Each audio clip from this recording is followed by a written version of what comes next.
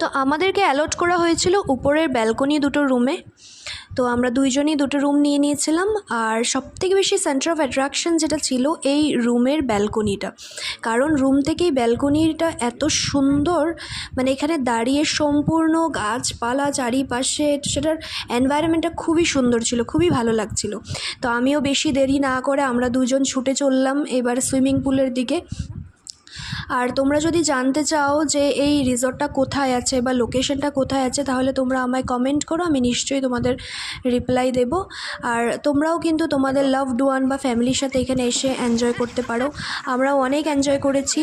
আর এই সুইমিং পুলের সবচেয়ে বেশি বিশেষত্ব যেটা ছিল, এটা সম্পূর্ণ গাছপালার মাঝখানে ঘেরা ছিল, আর যেখানে খুবই আমরা এনজয় করেছি আর খুবই ভালো লাগছিল।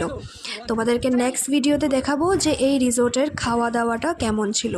তো জানতে হলে আমাকে কমেন্টে নিশ্চয়ই পিং করো। Thank you.